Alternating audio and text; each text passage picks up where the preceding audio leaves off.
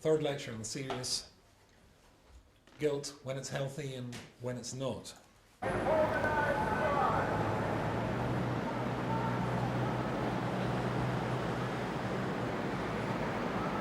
The Houses of Parliament, House of Commons, House of Lords, the mother of parliaments here in the UK. And we're 2 days away from a general election. And the leader of the Labour Party, the current Prime Minister, Gordon Brown, lost the election in the view of most commentators last week. What he was doing was talking to a woman in a town called Rochdale, and he had a microphone which he left on. To her, he was all smiles. Then he got into the car and he said that was a disaster. That woman is a bigot. And with that, he lost the election. His guilt, his responsibility for losing his part of the election was established, the jury was out, and a unanimous verdict came back. Gordon Brown lost his party the election. He must be eaten up with remorse. He must be eaten up with guilt. And that building behind us, in 2 days' time, is going to have a new Prime Minister, simply because of one mistake which he'll probably regret, and one mistake which he will live with, riddled with guilt, for the rest of his life. Sometimes guilt's good, and sometimes guilt's destructive. So sometimes guilt's healthy, and sometimes it's not.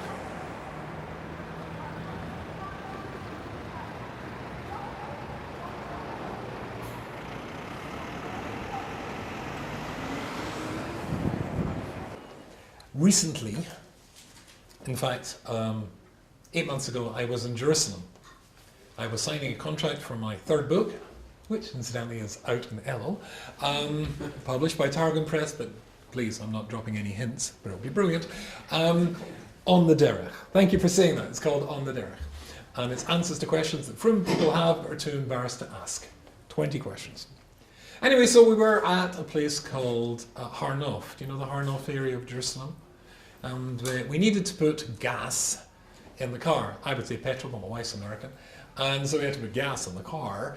And so we pulled into just at the entrance to Har Nof, there is a gas station or a petrol station. And we pulled in there. There are 4 pumps. On the right-hand side, 2 of the pumps were already being used.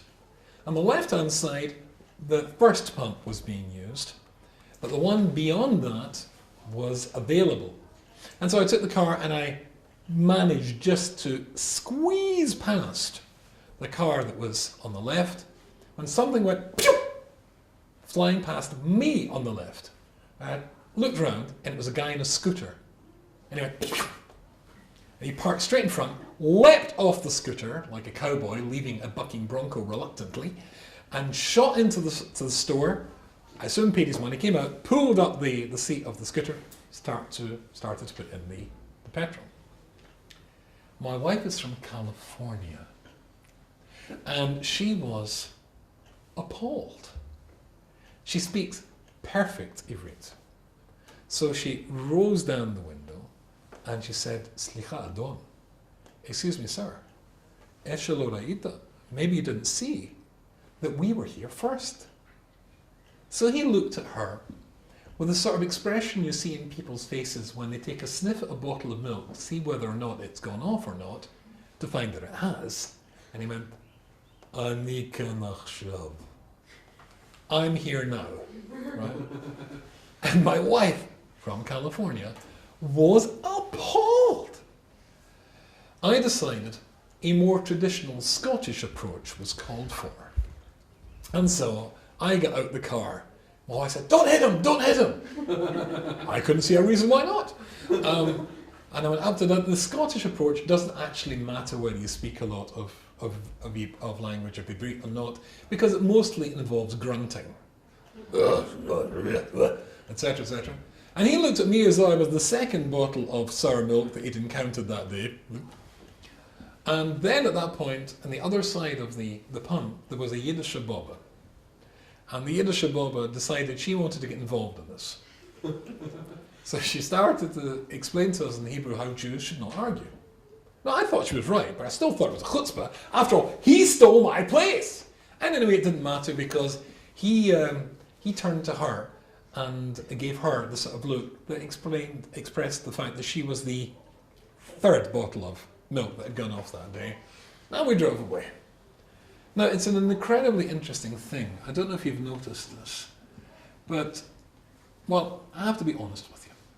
You probably are aware that the entire world hates Israelis and detests the state of Israel. And after that trip, I decided I do too. No, it may be that some of my children are, my grandchildren certainly are. However, no, it's not that I have a problem with, philosophically, theologically. No. It's the way they drive. In most countries in the world, in my experience, there are things called road signs. And road signs are generally taken to indicate what you have to do when you're driving. Take, for example, the no U-turn sign. In most countries, this explains to drivers they mustn't make a U-turn. In the state of Israel, it's taken to mean that this is a particularly good place to make a U-turn. And there's a very, very strange phenomenon, and that is, this is the only time on Israeli roads that you don't get honked into premature deafness for doing anything that the drivers disapprove of. I mean, you know what happens in Israel. You're stopped at the traffic light, it goes green. If you're a millisecond late in putting your foot on the gas pedal and moving off, honk, honk, honk, deaf, right? Make an illegal turn, in Baya, no problem, fantastic, yofi, right? Nobody's troubled by this. And so we drove away from the gas station, and there was all these people making all these illegal moves, and wow. The next day, my wife and I went to the Kotel Maravi, the Kaisel, the Western Wall, the holiest place in the world. And I went to daven on the men's side, my wife went to daven on the ladies' side, and we came back afterwards and met in the plaza in front of the Western Wall. And everybody there forgot about the davening because there was a ceremony taking place which took everybody's attention. It was a group of Israeli soldiers, young Israeli soldiers, who were there for a solemn swearing-in ceremony. Have you seen this ever when you've been there? I would say there's about 100 of them. And so they all were gathering in a sort of relaxed sort of way. And then they were supposed to form a square, get themselves into a square. Now, I have to express my prejudices here, because when I think of soldiers, I'm usually have in mind the Scots Guards. I'm talking, you ever seen them at Buckingham Palace? The red tunics and the gold buttons? Incidentally, you can tell which of the Guards regiments you're looking at by the arrangements of the buttons. Just thought you might like to know that. You have to be a minimum of 6 foot before you get in. My grandfather was in the Scots Guards. A minimum of 6 foot. I'm talking about people who, when you look at the buttons, you have to wear sunglasses or you will be dazzled. You can look at your reflection coming from their boots and comb your hair from the reflection. Here are these Israeli soldiers. The uniforms. The uniforms were worn in a wild variety of fashions. The shirts in particular. Some were coming out, some were half out, and some were out completely. Some of them were wearing sneakers. How could you be a soldier and wear sneakers? Anyway, they formed them into a square. Actually, not a square, more of a rhombus, really, a square. And they're all standing about there. And then in the middle, the two commanding officers, just over bat mitzvah as far as I was concerned, stood there with their M16s, and they shouted some sort of command which told the soldiers to relax or to be at ease. Most soldiers at ease are like this.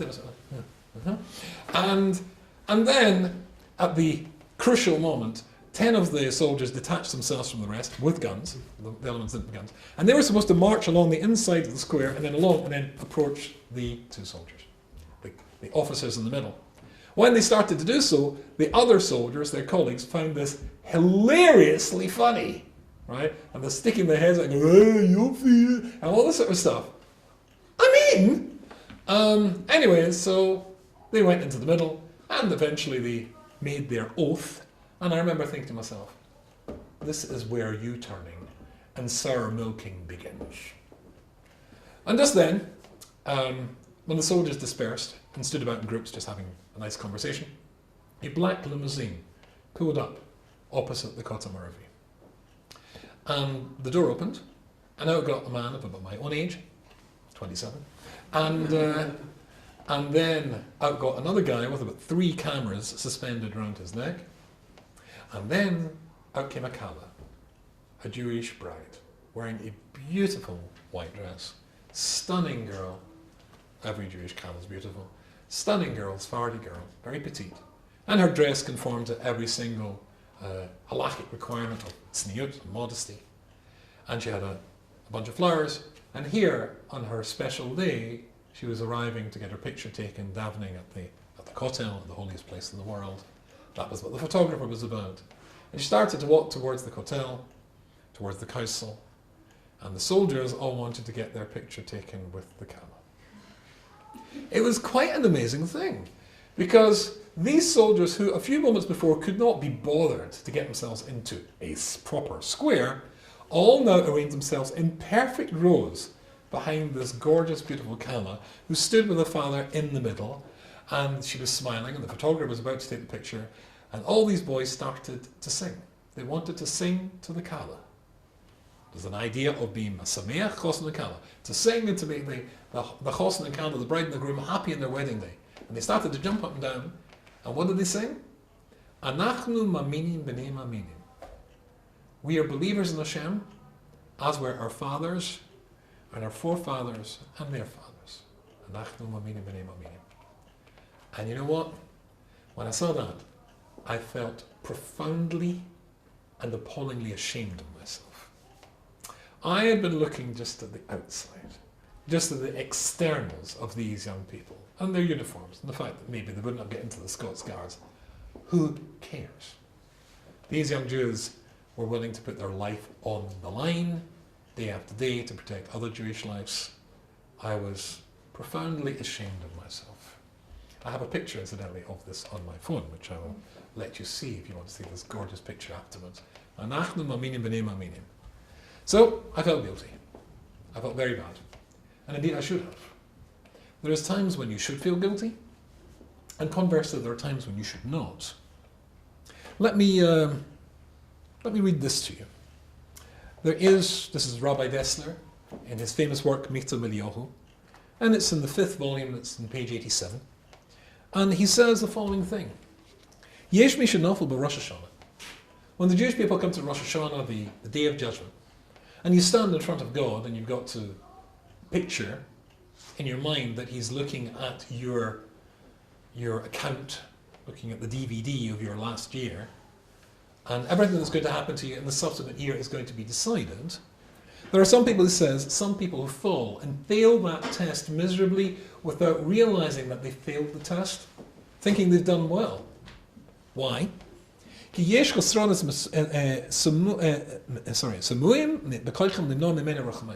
are some things that you can do wrong that are so bad that God won't forgive.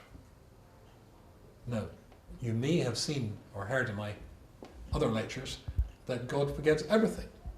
But listen to this exception. Now, Sir Ahmed, he said, I'd like to explain one of them. And that is, have you ever heard the Jewish teaching, Al todinas chavercha ad shetegiel l'makayla? Don't, well, they usually translate this as follows. Don't judge somebody until you are standing in his shoes. And I don't know why they translate it, because the word shoe does not appear. Well, again, Al todinas chavercha, don't judge your fellow human being, ad shetegiel l'makayla, until you reach his place. What does it mean to reach somebody's place? This is what Rabbi Dessler says. That, incidentally, you'll find in Pirkei Avot, in the 2nd chapter and the 4th Mishnah. Makoma, what does this place mean? Nisyonim. His or her tests. Tests in life. Chelko haina alpi hamazgas koichas nashu v'sichla matzavas v'sivasi. That's to say, the whole synthesis, the whole harmony of everything that went to make up you or him. So first of all, as you were born, what intellectual gifts were you given? Some people have got very bright minds, some people average, and some people not so bright. You could argue that somebody's very bright, then they will anticipate problems and see them ahead of time and avoid them. And then of course there's your temperament, which you will get from your parents. What sort of temperament were you given? And then the circumstances of your life. Were you born into a poor family that struggled? Did you have to watch other members of your family, cousins and second cousins who had money and got nice clothes when you never did? And maybe your father became unemployed, and maybe your mother became sick, and maybe you lost your mother. Then all of that goes on to make the person that you are. Whoa, who were your friends? What was school like? Were you treated fairly? Were you treated unfairly? All of that makes you who and what you are. Don't judge somebody till you reach his place. As you can never reach somebody's place, how can you ever judge somebody? And as you can never reach somebody's place, you can never judge somebody. In fact, I'll tell you a very interesting story. I was spending Pesach 3 years ago in Connecticut, and it was a big hotel. I was working for an organisation called Gateways, and there was a grandfather. The grandfather was coming along pushing a twin stroller, twin buggy, because his twin grandsons were there. And it was a very beautiful sight. Of course, twin boys, identical twin boys, I should say, and of course, parents dressed their identical twins identically. I never understood this. How do you know which one it is? Make one in blue and one in red. You know, that's George and that's Henry. That's the problem. Anyway, father was walking toward, his chest was swelling with nachas, with pride, pushing these little boys. And I say, they were complete mirror images. And one was looking out the right-hand side, and one was looking at the left-hand side. And as he came close to me, I said, this looks really, really nice. So he said, yes. I said, can I ask you a question? He said, yes. And the two little boys were looking up. They were 11 months old. But they were looking up as though they understood the conversation. I said, can you tell which one's which? One was Yankee, incidentally, and one was called Yossi. Yankee and Yossi. Why? That's quite good. I never thought of it. So he looked at me and he said, I couldn't offer you any guarantees. And both little boys seemed very disappointed at that answer. But the interesting thing in this story was, as they were coming towards me, these two little boys, these two identical twins, one looking that side and one looking at that side, essentially were out in two different tiolim, two different trips with the grandfather. One was seeing this brand new world that he was born into over there. One was seeing this brand new world over there. They were seeing two different worlds. And each of that impacts what you see, what you experience, impacts on the making of you. Even identical twins, brought up the same, have different experiences. And you can never judge somebody till you reach their place. So can we ever judge anybody, says Rabbi Dessler. No, he says. Now, hold on. There's a problem here. In Judaism, do we judge people? Do we? Well, of course we do. We have courts called a Bet Din. We even had a Supreme Court once upon a time, and please God we'll have one again, the Sanhedrin. The Supreme Court can not only judge somebody, but can even execute somebody if the crime was sufficiently bad. So we do judge people. So which one is it? And the answer is quite simple. We judge what people do. But why they did it, what made them do it, that you could never know until you reach their place. If somebody steals, it has to be repaid. If somebody assaults somebody, it has to be stopped. If somebody abuses somebody, it has to be stopped. But what made the person the thief, the violent person, or the abuser? That we might never know. I remember a number of years ago, I was working for an organisation called the JLE. In fact, I was their northern representative. Rabbi Kirsch of the London JLE was the southern representative, and I was the northern representative. So I had to learn to say "e" by gum and things like that. And I was supposed to interview people who were going to go to yeshiva or seminary. And to be blunt, I was well thought of if I recruited lots of boys and girls, and that was my job. I got a phone call one day from a lady who said that her daughter wanted to go to Neve Yerushalayim, which I still think is an outstandingly good seminary, and would I interview her? And I said yes. So we arranged to meet, I think it was in Hemel House in Manchester, and it was Wednesday morning at 11 o'clock. I walked into the room at the appropriate time, and there was the mother sitting there with the daughter. Now, what I'm going to tell you next is going to surprise you. It may sound, frankly, inappropriate, but you'll see why I'm telling you this in a second. The mother was a startlingly beautiful woman. Now, I suppose as an Orthodox rabbi, I should not have noticed this, but she was so beautiful you could not notice this. And it was particularly obvious that she was beautiful in contrast to her daughter. The daughter was not. The daughter was plain. In fact, not even plain. However, she was an extremely nice girl, and I couldn't care less what people look like, as what people are is more important than what they look like. And so she was overweight and she wasn't so pretty. Big deal. Nice girl. Wanted to go to Sen. Mother was very supportive. I thought, fine. Filled out the forms, did the interview, filled out the forms, sent it off, and the girl was accepted for Nivea. I have to admit that at the time there was an alarm bell ringing at the back of my mind, but I couldn't quite put my finger on what the alarm bell was. She went to Nivea. She spent 6 months there, and it was a total and complete disaster. She came back to Manchester. I tried to make contact with the girl and hadn't been able to do so.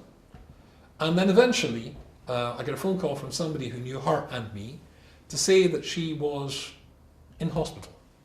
She tried to commit suicide. I went to see the girl. I walked into, I remember clearly walking into the ward. It was a long NHS ward. And she was in the bed and she saw me coming and she hid underneath the blankets, under the sheet. I came alongside her bed. I called her Sarah. I said, Sarah, it's Rabbi YY. She said, I know. Or rather, a voice said, I know. Please go away. I said, Sarah, don't be stupid. Take the blanket down and come out. It's me. She said, please go away. I said, come on. She said, I'm too ashamed. Please go away. And so I said, look, here's my card. I'm leaving it beside your bed. If you need me, when you need me, let me know. So I went away. Meanwhile, I met somebody else in Europe who explained that in the 6 months that she'd been back, she had done everything disastrous that any human being can do. She'd become involved in the worst sort of drugs, had worked as a prostitute, and this was the culmination. And then I got a phone call a week later to say that she'd now been transferred to a psychiatric unit for a psychiatric assessment to see whether or not she was a danger to herself and other people because a suicide attempt, etc. And then I got a phone call she wanted to see me. So I went to the psychiatric hospital. I have to tell you, this is the most unpleasant part of being a rabbi. I hate it intensely. You walk into these places, all these poor people who are seriously not well, and even more problematic from a rabbinical point of view, when they see me and they see this, almost every one of them wants to tell me that either I'm Jesus or they're Jesus. Which is totally wrong. Anyway, I found the young lady, and she was very, very chirpy, and she told me her story. And when she told me her story, that alarm bell that had been ringing at the back of my mind that year ago when I first met her suddenly became clear. Does anybody spot the problem with the story? Did you know what the alarm bell was? This girl comes from a non-religious background. She wanted to go to a religious girls' seminary. The normal reaction of parents when their child becomes, that's how they look at us, when their child becomes religious, is that they are extraordinarily unhappy, often angry, sometimes even violent, and always scared stiff. Scared that they're going to lose their kid. That's a legitimate concern. That's a fear, and it has to be addressed and dealt with. They have to be reassured, and their child becoming religious has to be impressed on them. You've got to be a better child now than you were before. You've got to help your parents through this huge change that you're actually imposing on them. That's legitimate. And indeed, having sent many, many young men and young women to seminaries and yeshivas over the years, I don't think I can recall once a happy set of parents upon hearing the news that their kid wants to become religious. I've heard several times parents saying, I'd rather they married out than married frum. But that's the normal reaction. The alarm bell that was ringing that I couldn't quite put my finger on was the reaction of the girl's mother. The mother was happy for her to go to seminary. Why? That's what I hadn't thought. I was too busy just happy to find another girl to send off to seminary. And when I met her in that psychiatric unit, I then discovered why. Now you remember I told you that the mother was very beautiful. Now you see why. And that the girl was very plain, or even not plain. You see, if this woman, who then I would guess was about 44, was a startlingly beautiful woman, you can imagine as a 19, 20 and 21-year-old girl She was breathtakingly beautiful. And she got married apparently when she was 20. And 1 year later, she produced her first child. And the child, the baby, was an ugly duckling. A year later, she gave birth to her second child, another daughter. The second daughter, like the mother, was startlingly beautiful. In her mind, she only had one daughter. When she went on holiday and vacation, she took the youngest daughter with her. When she went to visit friends, she took the youngest daughter. The oldest daughter was left behind with the grandparents, or the aunts, or the anybody.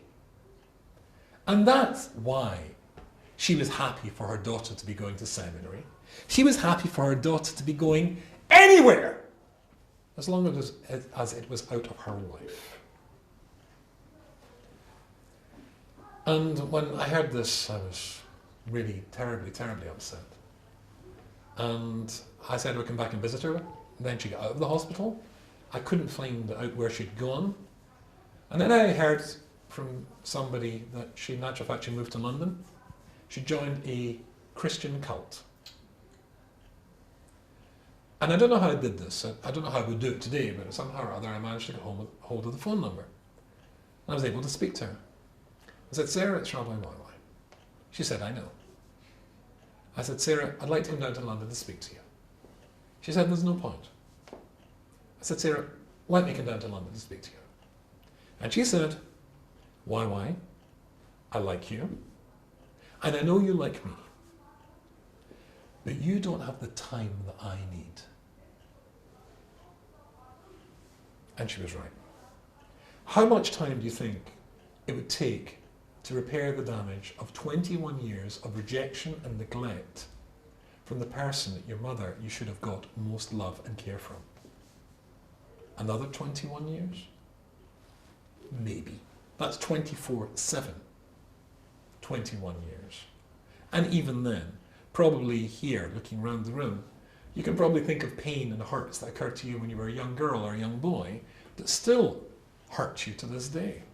You feel wounds much more acutely when you're young, when you're soft and tender, then you're easily cut. I didn't have the time. She was quite right. And of course, for Christian missionaries, they've got all the time in the world for a Jew. But if you heard the story of this girl from a normal, traditional, religious-ish family here in the UK who ended up in a Christian cult in London, wouldn't you think, disgrace? Yeah, well, ultimately, what she did was wrong. It was the wrong choice. But why she did it, what caused her to make that mistake, who can say? So we judge the actions, we can't judge the person. I taught in this Gewerke, don't judge your friend until you reach their place. That's everything that happened that made them who they are. And I felt, again, profoundly guilty. Profoundly guilty. And if you made that accusation, if you made that condemnation in the courtroom of your mind, it was quite obvious she was wrong, and then you found out this story, wouldn't you feel guilty? Well, that would be good guilt. Incidentally, the Gemara, the famous Talmudic teaching in Brachos, makes it quite clear when something goes wrong in your life, you're supposed to say, did I do anything wrong? You're supposed to examine, did I do anything wrong that could have provoked this? Something's bad's happened to you. Did I do anything wrong? And if the answer to that is no, then you're supposed to say, well, is there anything right that I could have done that I failed to do? If the answer to those two is no, then you've got to assume that God's giving you these troubled times in order to help you to grow, because he loves you. But incidentally, if you ever thought that the rabbis lacked a sense of humour, let's examine this again. I'll make it me. Something goes wrong in my life. I'm invited to say, did I do anything wrong that could have provoked this? What?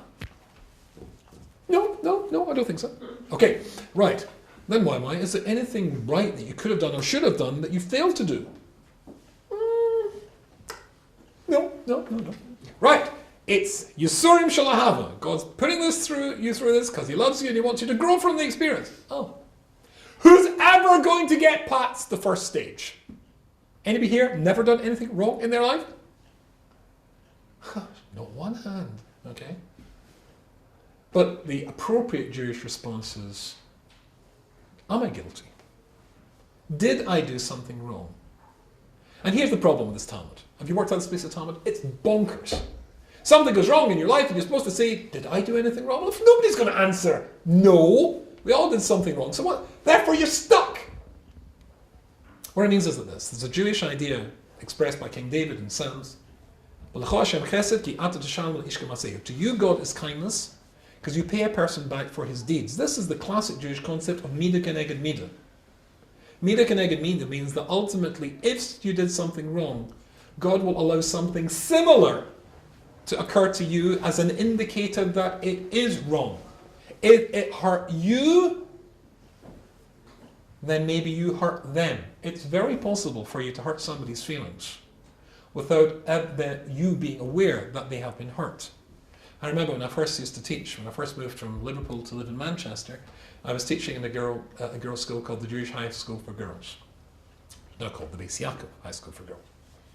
And I remember I was teaching there one day, and I had not a clue how to teach girls. Because, in fact, you see, my background is that I am an only child, or, as I like to think of myself, unique. But I don't have any siblings. And therefore, when it came to growing, when my children were born, my sons were born, I had 4 sons first, at least I had some model to base the bringing up of my children on, because at least no boy brothers, but, well, you can't have a boy sister, but no brothers, but I was a boy, right? I had a little bit of a knowledge about that, but I had no sisters. How do you teach girls? How do you discipline girls in the class? If it's a boy, you scream at them, right? If it's a girl, you scream at them, and they cry, which is devastating for any man. Anyway, so I was teaching one day, and I was explaining to the girls the Jewish laws about how you're not allowed, here's an interesting Jewish halakha, you're not allowed to learn or study at a table on Shabbat if the light source is an adjustable lamp, or a lamp with an adjustable flame. Did you know that? Why? Because you might forget for a split second, as you can't see the tiny print, so many Jewish books have, and you might forget it at Shabbat, you stretch out your hand, you turn up the flame, which you can't do, you've broken Shabbat. Then I said to the girls in the class, and there's a contemporary question, halachic shaila, that springs from this primary Jewish idea, which was dimmer switches. Suppose you're in a room in Shabbat, and you're reading from a book, and the light source is one of these controllable light switches, and turn the lights up and down. Can you do that? Can you study in a room where it is got a dimmer switch? And the answer is yes. I explained to them the rabbis are not concerned that the amount of time that would take you to get off your chair and walk over to the wall and turn down the dimmer switch, that you would forget Shabbat for that amount of time. A split second, yes.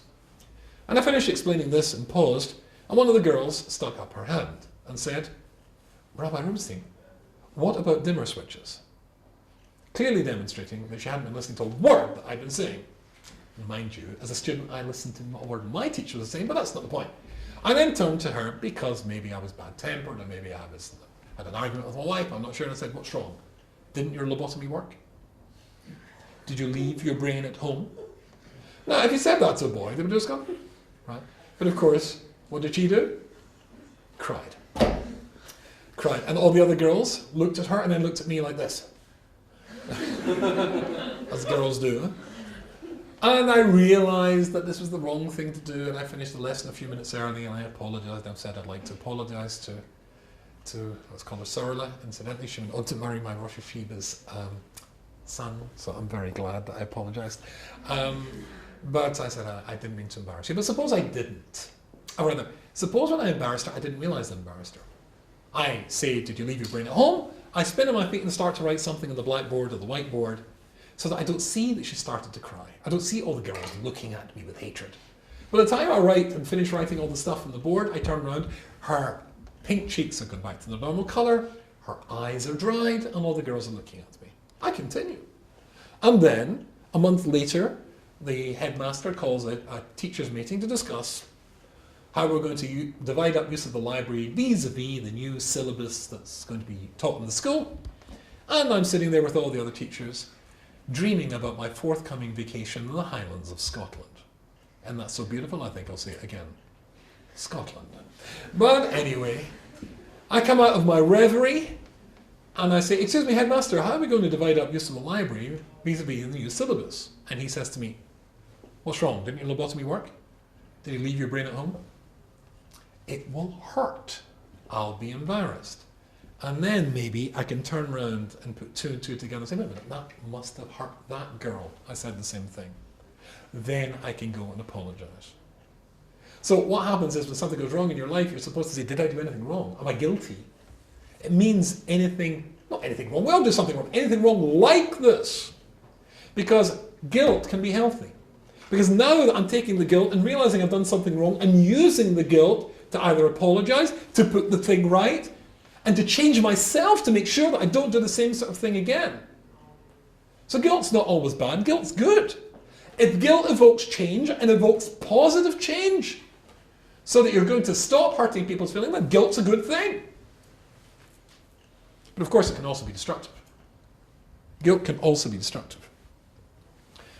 I don't know if you're aware, in the Torah, at the beginning of the book of Bamidbar, the Jewish people are commanded, or rather Moses is commanded to count the Jewish people. This is very intriguing. There's the commentary there that I'd like to draw your attention to of Rashi, our classic commentator, and Nachmanides, who's one of his critics. And there, the verse says, Su'u Isrosh Koladas B'nai Israel. Su'u. Translation, count, which is why they call the book in English Numbers. Count. Interestingly, the Ramban Nachmanides says, Rashi's explanation here is crazy. What does Rashi say? The word Su'u has got two possible meanings. It means to lift up. But there are two contexts to lift up. It can mean elevate, or it can mean execute. Like you say to the executioner, lift his head from its normal location. Chop off his head. Incidentally, you see the exact same use of the word with Joseph, when Joseph tells the Sarah Mashkim, the Sarah Oifim, the wine butler and the baker, Pharaoh's two servants who were put in prison, what their dreams meant. Remember that story? What was the dream? The Sarah Mashkim, the wine butler, says, I dreamt that there was clusters of grape and I squeezed it into Pharaoh's cup, etc., etc. He says, the Pharaoh's going to take you from here and he's going to elevate, use the word su'u, yiso. Yisa is roshka. Lift up your head. Elevate you. Bring you back to your position. When the baker hears such a nice explanation, he says also the dream, tells his dream. And Joseph says the same word, su'u, yiso. He's going to lift up your head from its normal place. It's going to be executed. Rashi says, as a consequence of being counted, it's like you would say to the executioner, cut off their heads. As there are two possible explanations that you could give to this idea of Moses counting the Jewish people. One, that they're elevated by this. Surely if you're being counted by God, like, it doesn't like say that you're precious, you count, you're important. But Rashi says, or like you would say to the executioner. Why? Choose that one. That's what the Ramban says. Well, somebody called the Ksaf Sofer, he explains it like this, and it's very, very intriguing. He says, you see, the Jewish people, when they are being counted, the next stage in the Jewish story, if you think of the book of Bamidbar and Numbers, is the next major disaster that the Jewish people committed, were guilty of, which was the spies. The spies brought back a bad report about the land of Israel. What was the consequence of that? The entire generation of men died in the desert. Incidentally, only the men believed the bad report, the women did not, and went into the land of Israel. And that night, which they brought back the bad report, and the bad report was believed, was Tisha B'Av, it was going to be a night of crying for all time. Well, until the Messiah comes. Why did they bring back a bad report? Why did they say they couldn't take the land of Israel? And remember, the spies were the elite of the Jewish people. The best. Why did they bring back a damning report? Hadn't God promised to Abram and to Isaac and to Jacob that the land of Israel was theirs, that he was going to guarantee it, give it to them? They'd seen what he could do to the Egyptians. What's their problem? Well, indeed, God had promised that. But since the promise to Avram, Yitzchak, and Yaakov, and to Moses himself, something had changed. The Jewish people had made the golden calf. We'd made the golden calf. We'd blown it, hadn't we? We'd made a mistake. Would God ever forgive us for this? Well, yes. And when he counted us, the act of counting is an expression of love and affection. Rashi says, it's like a collector takes out his stamps or his coins and looks at everyone and counts them. He knows how many he's got, but the counting, the act of counting, is the expression that everyone's important. Maybe you are a collector of some sort. So he'd already expressed to them that they were forgiven, but they weren't convinced. They weren't convinced that they could be forgiven. They were eaten up with guilt. And therefore they brought back a negative report. Not that God couldn't conquer the land of Israel and give it to us. God wouldn't. Because of what we did. It was unforgivable. And they blew it. God was counting them to tell them they were forgiven. So sometimes guilt is positive, but when guilt is negative, when guilt doesn't produce anything positive, only produces that which is negative, it's a disaster. There's good guilt and there's bad guilt.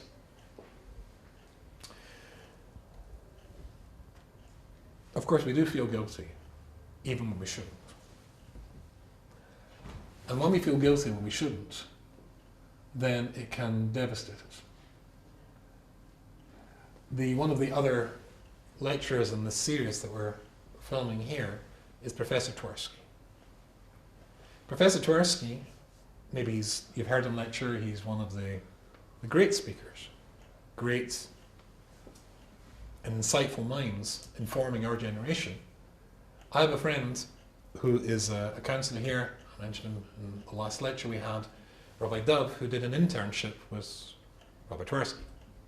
Rabbi Twersky has a series of clinics in the United States of America called Gateway, and these clinics help people who are recovering, Jews generally, who are recovering from substance addiction, alcohol, drugs, etc. And he was sitting, and only because he said this in public would I repeat the story, but he was sitting with a group of men in a circle, and they were all recovering alcoholics, or recovered alcoholics. And one of the guys said the following thing. He said, Rabbi Twersky, I am recovered. I'm no longer an alcoholic, although alcoholics, if you know anything about this, never say they're no longer an alcoholic. They're always a recovering alcoholic. But I'm eaten up with remorse at what I did to my wife and to my children when I was an alcoholic. So Professor Twersky revealed something from his own life, which was a big thing to do. He told them the following thing. He said when his oldest daughter got married, they didn't have much money, and he converted his house so that the downstairs was where he and his wife and his kids lived, and upstairs was turned into an apartment for his wife, for his daughter and her husband. Now, if you know anything about Rabbi Professor Twersky, he's also of a Hasidic dynasty of great honor. He could, I suppose, be a Hasidic Rebbe if he chose. And you can imagine that in the world that he inhabits, that when it comes to finding a match for your daughter, a boy to marry your girl, you're choosing the best.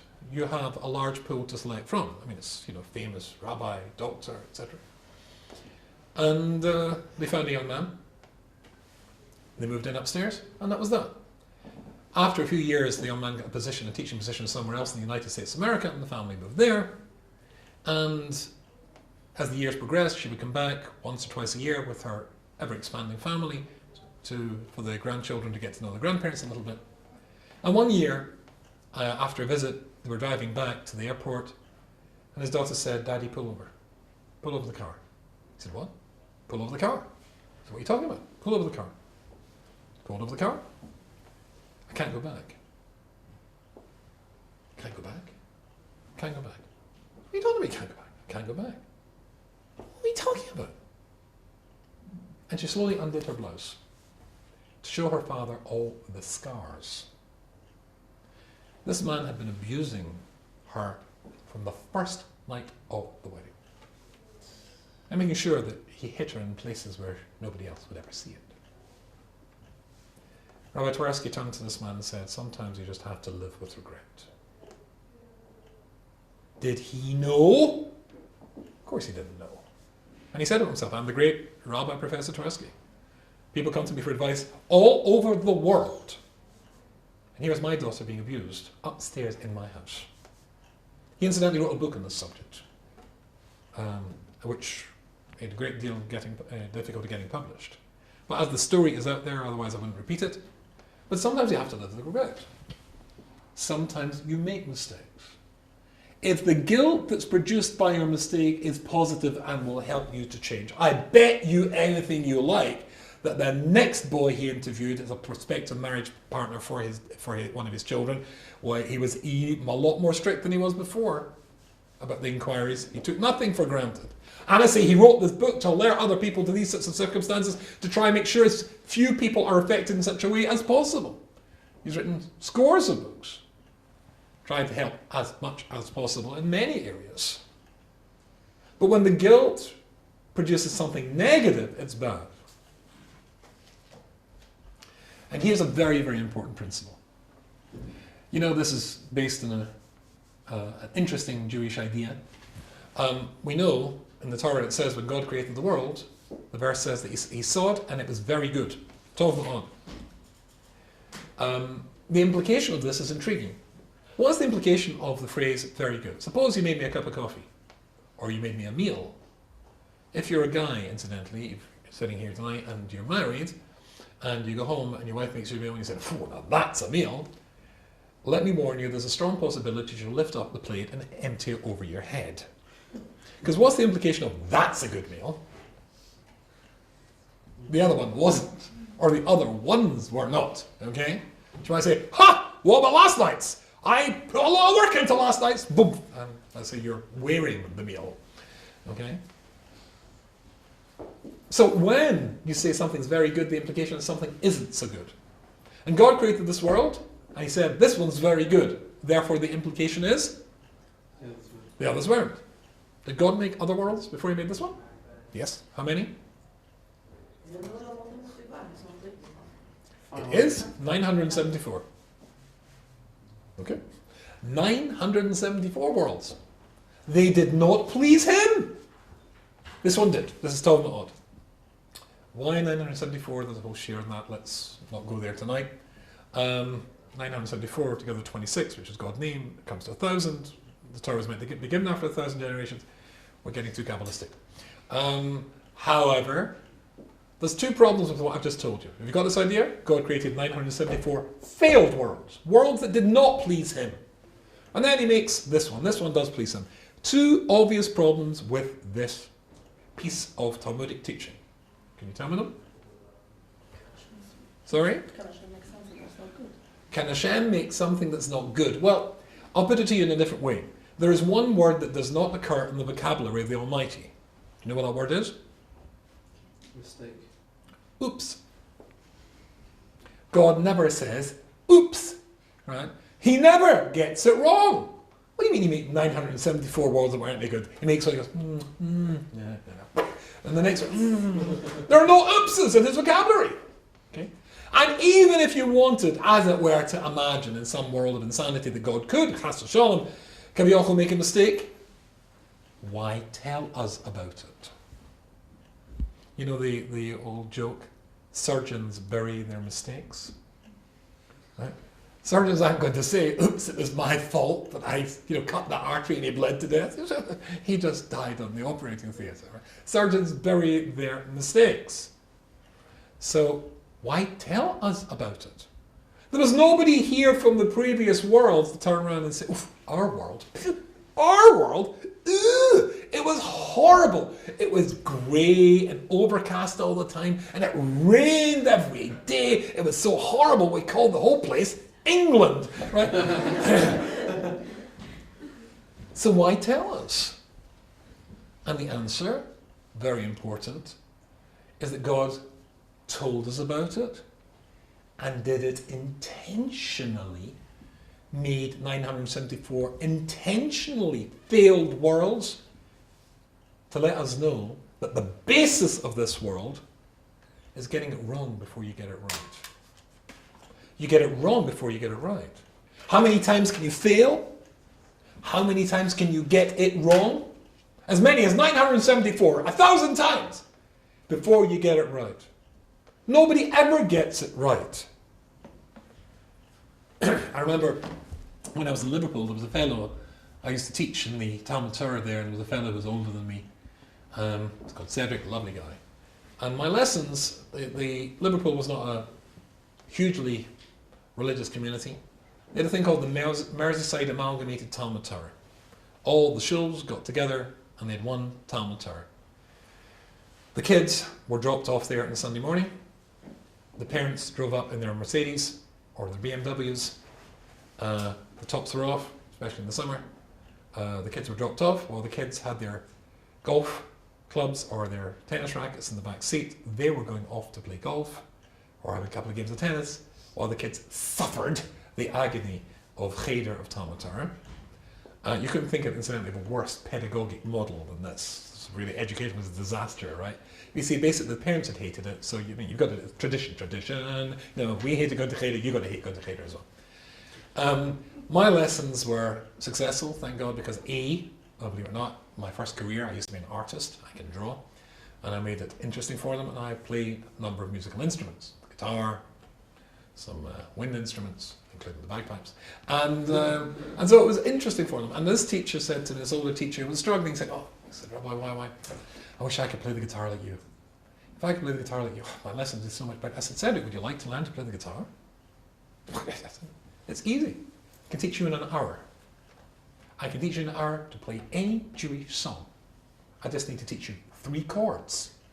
Well, the way I play the guitar, just 3 chords. And any Jewish chord. He said, no, get a guitar, come to my house this afternoon, I'll teach you how to play the guitar. So he arrived. I tuned the guitar for him. And then, I don't know if anybody here has ever learned to play the guitar, there's a thing you write, it's called a chord window. Can you picture the head of a guitar in your head? So you draw, basically, a rectangle. And then there are 3 horizontal lines, that's the frets. Then there are 6 vertical lines, that's the strings. Then you give a name, a number to each of these strings, 1, 2, 3, 4, 5, 6. And then you write on the man's hand, 1, 2, 3, 4, and the circle, you put the circle on the string. He just has to put his fingers where you've told him on the map, on the drawing the fingers should be. So I said, let's do E minor. So I drew where they should be and said, it sounds like this. And he went, no. You've got to get your fingers over so that the finger comes down at an acute angle and doesn't touch the other string, which deadens it. You got this? Good. Right. Try again. Bring. Okay, now you've got to really push down hard. Let me push down hard. So, he pushed down hard. Okay, harder than that. The fellow's nearly crying. Eventually, after about 10 minutes of wrestling with him, bring, that's it, do it again, bring, great, one more time, bring, good, let's do another one. You've got to move them? Yes, good. And I could see that he was struggling, and I decided, and I made a huge mistake, or an educational mistake. I said, look, very soon you'll be doing this. And he went,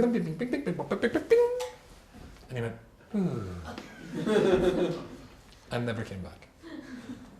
But think about this. Whatever you learned, at any stage in your life, how did you learn it? Did you learn a musical instrument? How did it sound when you first started to play the violin? If you're married one day, you'll probably find your kid wants to learn to play the violin. It sounds like torture, right?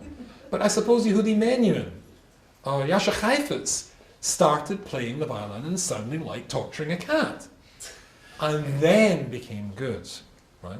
And the teacher will say, that's not how you do it this way. And they would learn from how not to do it, how yes to do it. And it's the same with mathematics, and the same with physics, and the same with running, and the same with cycling, and the same with everything we do. You learn how to get it right by having got it wrong. And that's Judaism. Such a thing as a Hava Amina. Rashi says, the implication of this passage, I might have thought, is the right. But really it's the left, and proves why. It's by knowing why it's not that way and is that way that you understand why a thing is like it is and isn't like it isn't. We all make mistakes. But you learn from those mistakes. You know the period between Passover and Shavuot? We've got a period of 49 days when the Jewish people were in the penultimate spiritual level of negativity, and they went up to Mount Sinai to the 49th level of spiritual greatness. So if we were drawing this as a graph, you would see a line going like this, right? And we're supposed to emulate this process every year when we come to that time of the year. which incidentally, of course, we're in now. Is that what the graph looks like? Was it uninterrupted, 49 days going up like this? Oh no, it wasn't. The third day into the desert, there was a rebellion. Where's the water? There's no water here. We like water. I mean, we're going to die of thirst. I mean, Egypt was not such a bad place anyway. I mean, you can go scuba diving in Egypt. I mean, it was a tourist resort. Let's go back. So it's not that. But was that the only rebellion between Pesach and Shavuot? Those 49 days, those 7 weeks? No. And another one, and another one. So where is this 7 weeks of uninterrupted spiritual growth that went from there to there? And the answer is quite simple.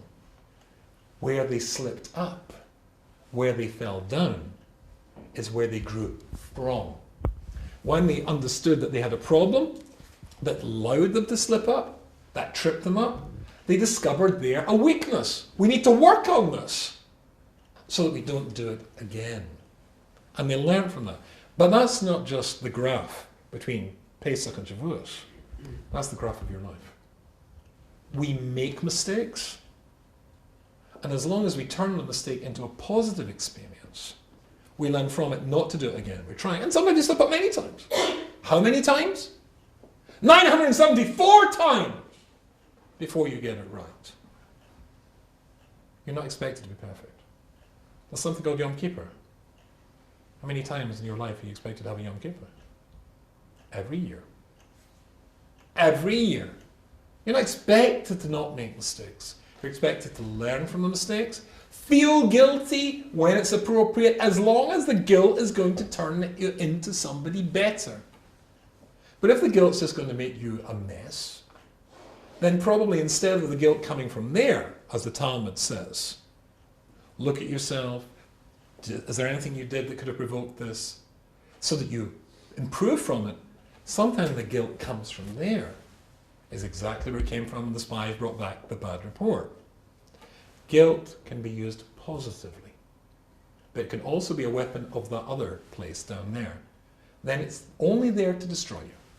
It's only there to pull you down, and then it has to be avoided. Sometimes guilt's good, and sometimes guilt's bad.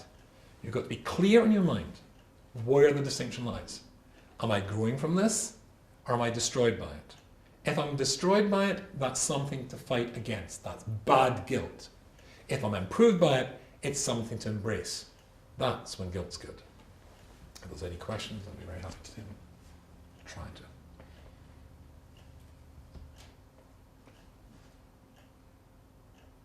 Yes. So you said that God destroyed the world 974 times. But isn't that because of the Midat Hadin, and it's really man's mistake, it's not really God's mistake? Oh, of course it wasn't God's mistake. Right? Again, why did God make 974 intentional failed worlds? To let us know that you can fail as many as 974 times and still get it right. Look, let me put it very simply. Just because you failed doesn't make you a failure. Just because you failed doesn't make you a failure. You're only a failure if you give in, if you stop fighting, if you stop trying.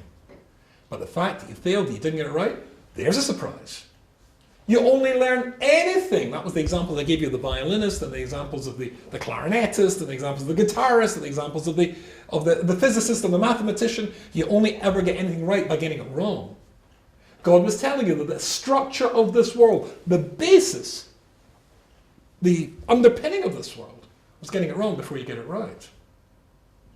Of course, God doesn't make mistakes. And of course, God intentionally got it wrong to let you know you can get it wrong before you get it right. Right? Just because you failed doesn't make you a failure. You're only a failure if you give in.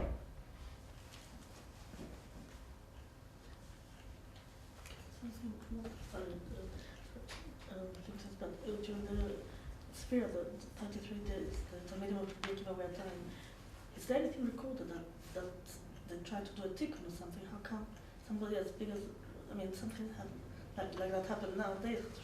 Would be a young limud, a young tanis. Oh. Is there anything Yes. How come it wasn't stopped? Till Right. 3 days? Okay. So the question, I don't know if you heard it, during this period that we're talking about from Pesach to Shavuos, also marks the deaths of the Talmidim of Rabbi Akiva.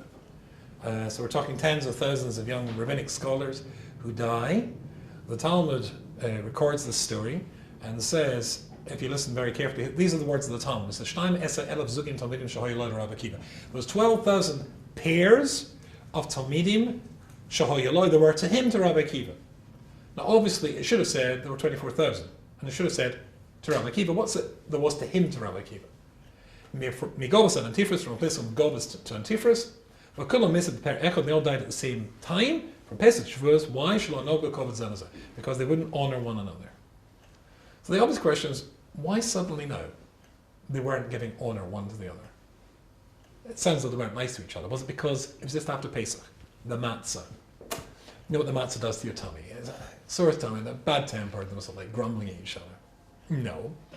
The idea is that, first of all, Rabbi Akiva was known for the famous saying, "Love your neighbor as you love yourself." It says that he created a yeshiva of 12,000 pairs. There's no greater friendship you'll ever develop, incidentally, than when you're studying Judaism with somebody. Don't know why. My closest friends to this day, whom I stay with when I come to London, is my old Chavrusa from Gateshead. And that's 35 years ago.